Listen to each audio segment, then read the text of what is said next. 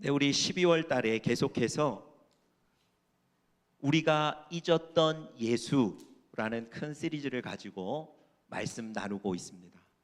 오늘 성탄절 네 번째 시간에 인생의 주관자, 이런 제목으로 우리 하나님 말씀 함께 나누겠습니다. 한 사람이 공사장 인근을 지나다가 그 공사장에서 떨어진 큰 돌에 발을 다쳤습니다. 발가락이 끊어질 위기를 맞았습니다. 인근의 병원으로 옮겼는데 그 병원에서는 그런 수술을 한 경험이 없어서 수술을 하지 못한답니다.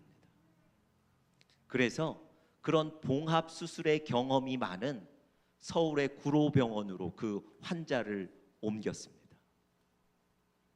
수술이 끝났습니다.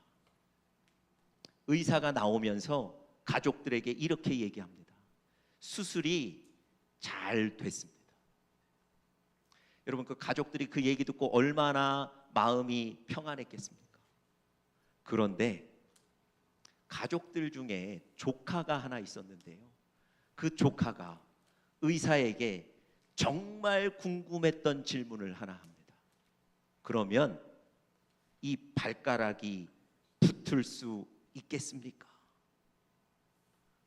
그랬더니 의사가 이렇게 대답해요. 그건 시간이 지나봐야 압니다. 여러분, 의사가 발가락은 반드시 붙습니다, 이렇게 대답해 줬으면 얼마나 좋았을까요? 그런데 그렇게 대답을 하지 못하는 거예요. 왜 그랬을까요? 여러분, 기술적으로, 지식적으로 분명히 수술은 잘 됐다는 거예요. 하지만 발가락이 붙고 붙지 않고는 의사의 손에 달려 있지 않다는 걸 본인도 아는 거예요. 여러분, 사람이 일을 하지만 그 일의 결과는 하나님의 손에 있는 줄 믿습니다. 예수 그리스도께서 여러분과 저의 인생의 주인 되시는 줄 믿습니다. 여러분들 잘 아시는 다윗이 밧세바와 사이에서 아들을 하나 낳았습니다. 그런데 그 아이가 아주 중한 병에 걸려 있습니다. 시간이 좀 지나고 그 아기가 살지 못하고 죽었습니다. 여러분, 아기가 아플 때는 다윗이 씻지도 않고 수염을 깎지도 않고 먹지도 않았는데 그 아기가 죽은 이후에는 씻고 먹고 잠을 잡니다. 여러분, 아픈 아기를 보고 그렇게 안타까워했던 그 아빠라면 아기가 세상을 떠났다는 얘기를 들었을 때 더 깊은 절망과 시름에 놓여 있어야 되는 거 아닙니까? 왜 이 아빠 다윗이 씻기를 시작하고 수염을 깎고 먹기를 시작했을까요? 다윗의 신하가 궁금해서 묻습니다.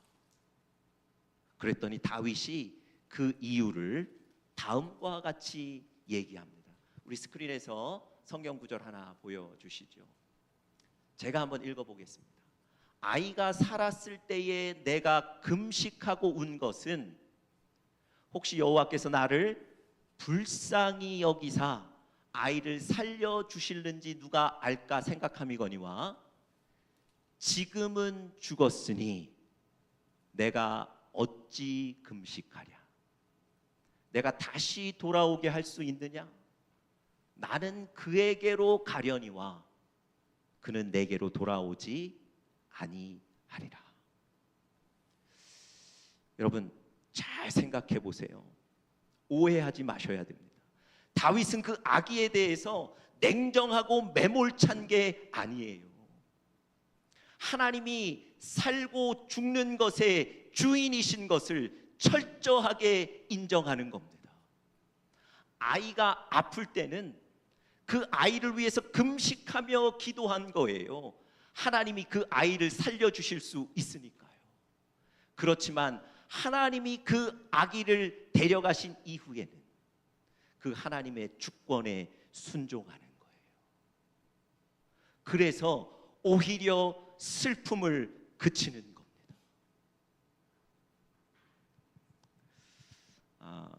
아까 광고 시간에도 잠시 말씀드렸는데요. 우리 진희 자매님 또 우리 진희 자매님 가족이 여기 앉아 계신데 우리 진희 자매님 남편께서 지난주 목요일 밤에 돌아가셨습니다. 저도 그곳에 같이 있었습니다. 가족들이 병원에 다 모였어요. 우리 두 분의 따님들 또 우리 두 분의 사위들이 어머니를 걱정하고 위로하는 거예요. 그런데 그때 우리 진희 자매님이 우리 딸들과 사위들에게 이렇게 얘기하는 걸 봤습니다. 그동안 남편이 병으로 많이 고생했는데 이제 하나님께서 부르셔서 갔고 하나님께 맡겨드리니 나는 오히려 마음이 평안하다. 여러분, 옆에서 제가 그 말씀하시는 거 보면서 이것이 믿음이구나 그런 생각이 들었습니다. 여러분, 여러분들과 저의 인생은 우리 뜻대로 되는 것이 아니고 하나님 주인 되신 하나님의 뜻대로 되는 줄 믿습니다. 여러분, 우리 인생의 주인이 예수 그리스도세요. 그 예수 그리스도를 잊지 않고 살아가셔야 될 줄 믿습니다. 그 예수를 잊지 않기 위해서 어떻게 해야 될까요? 오늘 본문을 통해서 제가 세 가지로 좀 설명드리려고 합니다. 첫 번째, 예수님 앞에 겸손하게 살아야 합니다. 다시 한번요. 예수님 앞에 어떻게 사셔야 된다고요? 겸손하게 사셔야 됩니다. 여러분, 겸손하다는 것은요, 내 자신이 연약하다는 걸 인정하는 거예요. 그래서 완전하신 예수 그리스도를 의지하는 것, 그것이 바로 겸손입니다. 여러분, 그런데도 불구하고 여러분과 제가 연약함에도 불구하고 나를 믿고 내 계획과 내 뜻을 붙잡고 살고 있는 것, 그것이 교만이라는 거예요. 여러분, 오늘 본문에 보시면 우리 13절 말씀 한번 보여주시죠. 오늘 본문에 보시면 아주 철저한 계획을 가지고 자신을 믿고 살아가는 한 사람이 나옵니다. 이렇게 얘기하죠. 13절입니다. 13절 앞절 보여주시죠. 내가 어느 도시에 가서 어느 아이템을 가지고 1년 동안만 장사하면 내가 이득을 볼 것이다. 이렇게 주장하는 한 사람의 얘기가 13절에 나와 있습니다. 여러분, 이 사람은요, 사업을 계획하는데 특정한 장소도 이미 다 준비했고요, 특정한 시기와 시간과 기간과 아이템까지 다 준비한 사람이에요. 여러분, 세상 사람들이 보면 이 사람을 대단히 칭찬하지 않겠습니까? 대단히 자기 인생을 꼼꼼하고 철저하게 준비한 사람, 그래서 이 사람을 부러워하지 않겠습니까? 그런데 오늘 성경에 보시면 예수님은 그를 칭찬하지 않으세요. 예수님은 그를 오히려 책망하세요. 왜 자기의 삶을 철저하게 계획하고 자신 있게 살아가는 저 사람을 예수님은 책망하셨을까요? 여러분, 그 이유가 지금 여러분들이 보시는 14절에 나와 있습니다. 우리 14절 말씀 다 같이 한번 읽겠습니다. 시작. 내일 일을 너희가 알지 못하는도다. 너희 생명이 무엇이냐? 너희는 잠깐 보이다가 없어지는 안개니라. 여러분, 여러분과 제가 어떤 존재라고요? 내일 일을 알지 못하는 연약한 존재라는 거예요. 영국의 한 양로원에 계셨던 할아버지가 복권에 당첨이 되셨답니다. 여러분, 자기가 만져볼 수 없는 큰 돈을 얻게 되신 거예요. 이분이 양로원에 있는 친구들에게 자랑을 하면서 이렇게 얘기합니다. 내가 꼭 갖고 싶었던 트럭을 사겠다고. 그런데 여러분, 그 트럭을 사지를 못하셨어요. 그 트럭 사기 전에 돌아가셨습니다.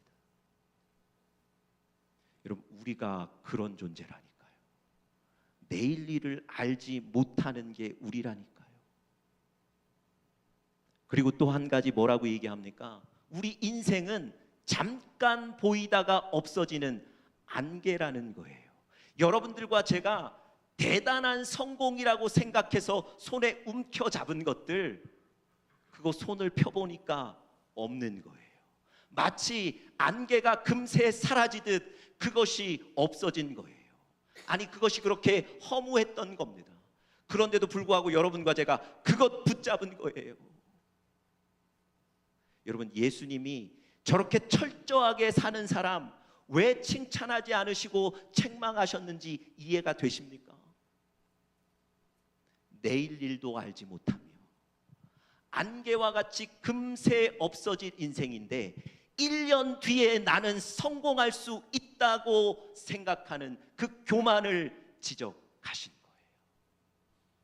여러분, 여러분과 제가 예수님 앞에 철저하게 겸손하게 사시기를 이 성탄절에 간절히 축복합니다.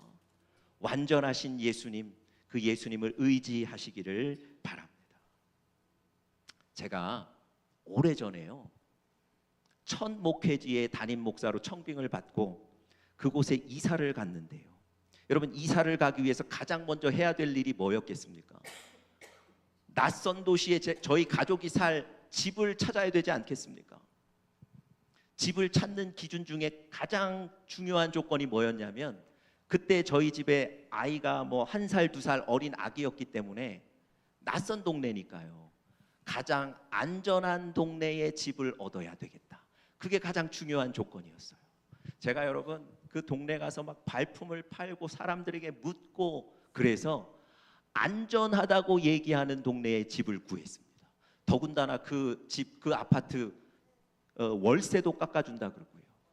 다른 집에 없는 세탁기도 그 집에는 들어가 있었어요. 여러분, 제가 그 집을 구하고 나서 이보다 좋은 조건의 집을 구할 수 없다고 자부했습니다. 그리고는 그 집에 온 가족이 재미있게 살았어요. 어느 날 교회 일을 마치고 퇴근을 했는데요, 저희 집 주차장 앞에 경찰차 5대가 나란히 서 있고 그 경찰차들이 다 사이렌을 울리고 있습니다. 그래서 제가 주차를 못하고 다른 곳에 제 차를 대고 집으로 걸어 들어오면서 자세히 보니까 저희 옆집에 살던 어떤 사람이 수갑에 채워져서 경찰에 의해서 체포가 되는 거예요.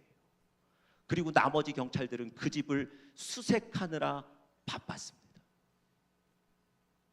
여러분, 잘 보세요. 제가 어떤 조건을 가장 중요하게 생각하고 집을 찾았다고요? 안전한 집. 근데 여러분, 제가 그 상황, 어떤 상황인지 다 이해하지는 못했지만 분명한 것 하나는, 제가 안전하다고 자부하며 골랐던 그 집이 결국은 범죄자의 옆집이었던 거예요. 여러분, 저는 다 안다고 생각하고 교만했는데, 여러분, 결국은 그 교만을 하나님이 깨닫게 하신 줄 믿습니다. 여러분, 여러분들과 제가 철저하게 예수님 앞에 겸손하게 살아가실 수 있기를 간절히 바랍니다. 두 번째로요, 우리가 예수 그리스도, 주인 되신 예수 그리스도를 잊지 않고 살아가기 위해서 두 번째, 허탄한 것을 자랑하지 말아야 합니다. 허탄한 것을 자랑하지 말아야 합니다. 여러분, 13절 14절에 우리 인간이 연약한 존재라는 것을 분명히 얘기하셨죠. 그런데도 불구하고 여러분들과 제가 여전히 내가 가진 것, 그건 믿고 자랑하고 살아간다는 거예요. 자, 우리 16절 한번 보겠습니다. 16절, 이제도 너희가 무엇을 자랑한다고요? 허탄한 자랑을 하니 그러한 자랑은 다 악한 것이라. 여러분, 여러분들과 제가 돈이 있어서 어깨에 좀 힘이 들어갈 수 있습니다. 다른 사람들이 누리지 못하는 쾌락을 누려서 그것을 자랑할 수 있습니다. 남들에게 높임을 받고 존경을 받아서 그건 내가 여러 사람들에게 자랑할 수 있어요. 여러분, 그런데 잘 생각해 보십시오. 그 자랑거리들이 우리의 육신의 죽음 이후에 하나님 앞에 갔을 때 심판에 도움이 되는 자랑거리들입니까? 우리가 구원받고 영원한 생명을 누리는데 중요한 조건들입니까? 전혀 그렇지 않습니다. 그런데도 불구하고 여러분과 제가 우리가 가진 것, 내가 남들보다 조금 더 가진 것, 내가 남들보다 조금 더 큰 것, 그것 자랑하고 산다는 거예요. 오늘 성경이 여러분과 저에게 분명히 얘기하십니다. 허탄한 자랑을 하지 말아야 됩니다. 여러분, 이솝 우화에 이런 얘기가 있습니다. 숲속에 아주 예쁘고 멋있는 뿔을 가진 사슴이 있는데요, 이 사슴은 다른 친구들에게 늘 자기 뿔을 자랑하는 거예요. 늘 자기 뿔을 보여주는 거예요. 그리고 숲속의 연못가에 가서 자기 뿔을 비춰봅니다. 여러분, 얼마나 자랑스러워했겠습니까? 어느 날 그 숲에 사자들이 왔다는 거예요. 모든 동물들이 그 사자를 피해서 다 도망갑니다. 그런데 이 뿔을 자랑했던 이 사슴도 도망가다가 그 뿔이 나뭇가지에 걸려서 도망가지 못하고 죽었다는 거예요. 여러분, 물론 이솝 우화에 나오는 얘기지만 여러분, 우리가 생각해 볼 필요가 있습니다. 자기가 그렇게 자랑했던 그 뿔이 결국은 자기를 죽음으로 내모는 거예요. 자기를 죽음으로 내모는 그 뿔인지도 모르고 여전히 그걸 자랑하고 있는 거예요. 여러분, 여러분들과 제가 이런 어리석은 일을 하지 않으시기를 간절히 바랍니다. 여러분, 서울에 한 번은 큰 물난리가 났을 때 어떤 분이 이런 얘기를 하셨어요. 자다가 갑자기 집에 물이 쏟아져 들어오더랍니다. 얼마나 놀랬겠습니까? 가족들 데리고 순식간에 집 밖을 나가셨다는 거예요.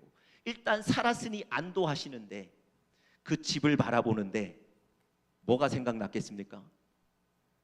중요한 거 하나도 가지고 나오지를 못한 거예요. 여러분, 이분이 얼마나 억울해하고 안타까워했겠습니까? 그런데 동시에 이런 생각을 하셨답니다. 내가 죽음도 이렇게 맞겠구나. 내가 소유하고 있는 것들 다 챙길 수 있는 게 아니라 빈손으로 내가 주님 앞에 서겠구나. 여러분, 여러분들과 제가 가진 것 많죠. 물론 이 땅에서 그거 사용하셔야 됩니다. 유용하게 사용하셔야 되죠. 그런데 그것을 자랑하지는 마십시오. 여러분들 잘 아시는 로마의 황제 네로가, 그 네로가 살던 집은요, 복도의 길이만 1마일이었답니다. 여러분, 대충 짐작이 가세요? 그가 살던 궁 복도의 길이가 1마일이었답니다. 그 성의, 그 궁의 온 벽은 보석으로 치장이 됐고요, 그 궁의 천장에는 특별한 샤워 장치가 있어서 손님들이 올 때마다 향수가 뿌려진답니다. 여러분, 그가 쓰는 왕관은 지금 미국 돈으로 10만 불 하는 거고요, 또 그가 타던 노새와 말들은 은으로 신발을 신겼답니다.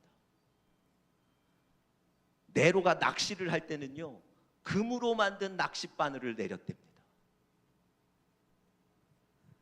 옷이 워낙에 좋은 옷이 많아서 한 번 입은 옷은 두 번 다시 입지 않았답니다. 여러분, 죄송한데 혹시 이런 부를 누리고 계신 분들 계십니까? 여러분, 그 네로가 굉장히 기뻤을까요? 그 네로가 정말 성공했을까요? 행복했을까요? 여러분, 허무함 속에 살다가 고통 속에 죽었습니다. 여러분, 우리가 가진 것, 여러분 그 허탄한 것 자랑하지 마시고 여러분과 제 안에 있는 예수를 자랑하시는 우리가 되기를 간절히 축복합니다. 자, 마지막 세 번째로요, 우리가 예수를 잊지 않고 살기 위해서는 예수님을 주인으로 인정해야 합니다. 다시 한번요, 예수를 주인으로 인정해야 합니다. 여러분, 우리 사실은 많은 분들이 내가 주인이라고 생각하고 살아가거든요. 여러분들의 뜻대로 일이 안 될 때는 그래서 실망하는 거예요. 내가 주인인데 왜 내 뜻대로 안 되는가, 그게 고민스러운 거예요.